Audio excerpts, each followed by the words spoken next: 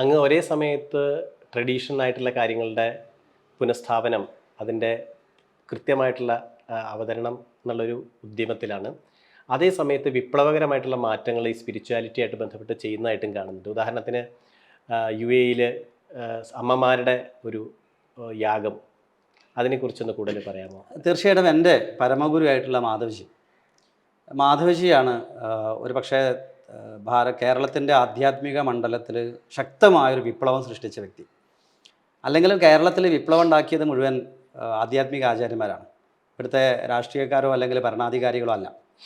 അപ്പം ക്രോണോളജിക്കലി നമ്മൾ എടുത്തു നോക്കുകയാണെങ്കിൽ എല്ലാ കാലവും ശങ്കരാചാര്യൻ മുതൽ ഗുരുദേവൻ മുതൽ ചട്ടമ്പിസ്വാമികൾ മുതൽ എല്ലാവരെയും നമുക്ക് എടുത്തു നോക്കിയാൽ കാണാം, കേളപ്പജി മുതൽ മാധവിജിയൊക്കെ. അപ്പോൾ അത് ഏറ്റവും ശക്തമായ ഒരു വിപ്ലവം പാലിയം വിളംബരമാണ്. പൂജ ചെയ്യാനുള്ള അധികാരം അത് പൈതൃകമല്ല, അത് പഠിച്ച ഏതൊരാൾക്കും ചെയ്യാം. അപ്പോൾ നമ്മളെല്ലാം അങ്ങനെയാണ്. അപ്പം നമ്മളിപ്പോൾ അച്ഛൻ ഡോക്ടറായ ഒരാൾ, അച്ഛൻ ഡോക്ടറാണ്, മകൻ ഡിഗ്രി കഴിഞ്ഞിട്ടില്ല. അച്ഛൻ മരിച്ചാൽ ആ ഡിഗ്രി കഴിയാത്ത മോൻ്റെ അടുത്ത് നമ്മൾ ചികിത്സിക്കാൻ പോകില്ല. അയാൾ അച്ഛൻ ഡോക്ടറായിരുന്നു, അപ്പോൾ അയാളുടെ അടുത്ത് പോകാൻ നമ്മൾ പറയാറില്ല. അവിടെ അയാൾക്ക് അറിവുണ്ടോ നോക്കുക. ഇപ്പോൾ ഏതെങ്കിലും സാധാരണ കർഷകൻ്റെ മകൻ MBBS കാരനായാലും അയാൾക്ക് ചികിത്സിക്കാൻ പോകും, കാരണം അയാൾക്ക് അറിവുണ്ടോ എന്നാണ് നോക്കുക. പക്ഷേ ഇവിടെ പൂജ ചെയ്യുന്ന കാര്യത്തിൽ അല്ലെങ്കിൽ ഇത്തരം വിഷയങ്ങൾ കൈകാര്യം ചെയ്യുന്ന കാര്യത്തിൽ പലപ്പോഴും അയാൾക്ക് അറിവുണ്ടോ എന്നല്ല നമ്മൾ നോക്കുക, അയാളുടെ പിതൃപാരമ്പര്യത്തെയാണ് നോക്കാറ്. അപ്പോൾ പിതൃപാരമ്പര്യം അല്ല നോക്കേണ്ടത്, അറിവുണ്ടോ അല്ലെങ്കിൽ അയാൾക്ക് ആ വിഷയത്തിൽ ജ്ഞാനമുണ്ടെങ്കിൽ സ്വീകരിക്കാം എന്നുള്ളതാണ് വിഷയം. പ്രാക്ടിക്കലി കുടുംബത്തെ അത് ചെയ്തു പോകുന്നത് കണ്ട മക്കൾക്ക് അത് അറിവുണ്ടാവും എന്നുള്ള ഒരു ധാരണയിലാണ് നമ്മൾ തുടർന്ന് പോകുന്നത്. ഉണ്ടാവണം നിർബന്ധമില്ല, പക്ഷെ അവർക്കൊരു അഡ്വാൻറ്റേജ് ഉണ്ട്, ഒരു കുറച്ചുകൂടി പ്രിഫറൻസ് ഉണ്ട്, അവർക്കൊരു സാധ്യത ഉണ്ട് മറ്റുള്ളവരെ. അപ്പം ഈ പലപ്പോഴും നമുക്കറിയാം ഡോക്ടറെ മക്കൾ ഡോക്ടർ ആവുന്ന ഒരു പ്രിവിലേജ് ഇവിടെ ഉണ്ട്. കാരണം ആ കുട്ടിക്കാലം മുതൽ കാണുന്നത് അച്ഛനും അമ്മയും, പിന്നെ ആ അച്ഛൻ്റെ അമ്മേൻ്റെ ഒരു ആഗ്രഹം എൻ്റെ മോനോ ഡോക്ടർ ആവണം എന്നുള്ളതായിരിക്കും. അങ്ങനെ വരുന്ന രീതിയിൽ വരിക എന്നല്ലാതെ അതല്ലാതെയും ഇപ്പം നമ്മുടെ നാട്ടിൽ അങ്ങനെ ഒരുപാട് പേരുണ്ടായിട്ടുണ്ട്.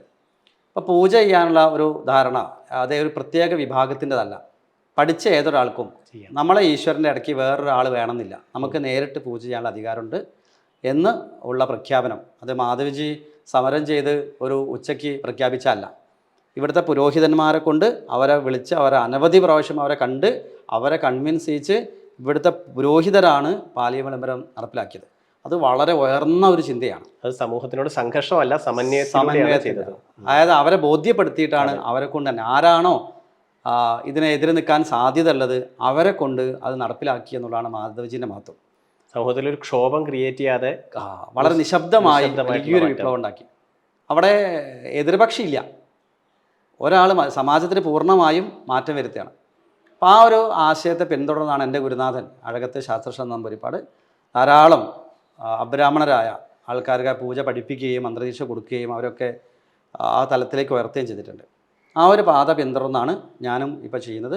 നമ്മൾക്ക് ഏതാണ്ട് കൊറോണ കാലത്ത് ഏതാണ്ട് ഓൺലൈനായിട്ട് നമ്മൾ വെറുതെ ഒരു വീട്ടിലെ അച്ഛനും അമ്മയും മക്കളൊക്കെ ഒരുമിച്ചിരുന്ന് പൂജ ചെയ്യണം എന്നുള്ള ആഗ്രഹത്തിൽ നമ്മൾ മഹാലക്ഷ്മി പൂജ പഠിപ്പിച്ചു.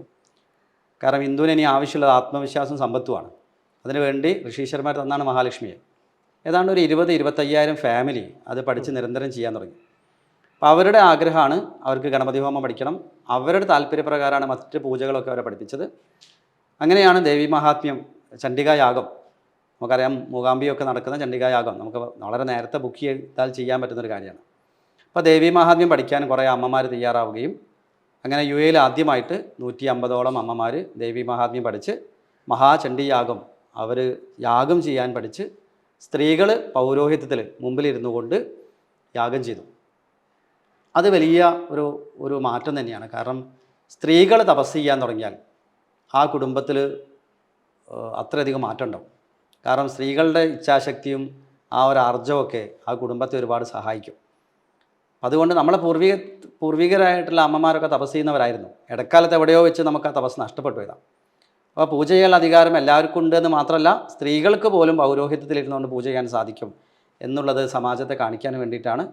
അത് യു എയിൽ നടന്നു, കേരളത്തിൽ നടന്നു, അതുപോലെ അമേരിക്കയിൽ നമ്മൾ ഹൂസ്റ്റണിലും അറ്റ്ലാന്റയിലും ന്യൂയോർക്കിലും അവിടെ പോയി അവിടുത്തെ ആൾക്കാരെ പഠിപ്പിച്ച് അവർ ആചാര്യസ്ഥാനത്തിരുന്നുകൊണ്ട് മഹായാഗങ്ങൾ നടന്നു. അടുത്ത മാസം അമേരിക്കയിൽ വീണ്ടും ശതചണ്ഡി യാഗം നടക്കാൻ പോവാണ്. 100 പേര് ദേവി മഹാത്മ്യം പഠിച്ച് 100 പേരും ആചാര്യസ്ഥാനത്തിരുന്നുകൊണ്ട് യാഗം ചെയ്യുക എന്നുള്ളതാണ്. ഇവൻ ആ യാഗം ചെയ്ത വീട്ടിലെ അച്ഛൻ്റെ അമ്മേൻ്റെ മക്കൾ അവർ നാളെ അഭിമാനത്തോടുകൂടി പറയും, എൻ്റെ അച്ഛനും അമ്മയൊക്കെ യാഗം ചെയ്തിട്ടുണ്ട്. ഞങ്ങളെ വീട്ടിൽ എല്ലാ മാസവും ചണ്ഡികാ യാഗം നടന്നിരുന്നു. ഒരു യാഗം ചെയ്യുന്ന പരമ്പരയാണ്, അല്ലെങ്കിൽ പാരമ്പര്യമുള്ളവരാണ്, തപസ് ചെയ്യുന്ന പാരമ്പര്യമുള്ളവരാണ് ഞങ്ങൾ എന്ന് അടുത്ത തലമുറയ്ക്ക് അഭിമാനത്തോടുകൂടി പറയാൻ പറ്റും. നമ്മളെ തലമുറയ്ക്ക് അങ്ങനെ പറയാൻ സാധിക്കില്ല. കാരണം നമ്മളെ തലമുറ യാഗം ചെയ്തിട്ടില്ല. അവർ അമ്പലങ്ങളിൽ പോയി തൊഴുത് പ്രസാദം വാങ്ങി കർപ്പൂരാരാധിച്ച് ദക്ഷിണ കൊടുത്ത് പോകുന്ന ആൾക്കാരാണ്. അപ്പം അതിൽ നിന്ന് മാറി വരുന്ന തലമുറയ്ക്ക് ഞങ്ങളെ പൂർവികർ യാഗം ചെയ്തവരാണെന്ന് പറയാനുള്ള ആർജവം ഈ ഒരു പ്രവൃത്തിയിലൂടെ അടുത്ത തലമുറയ്ക്ക് കിട്ടി എന്നുള്ളതാണ് വലിയൊരു സന്തോഷം.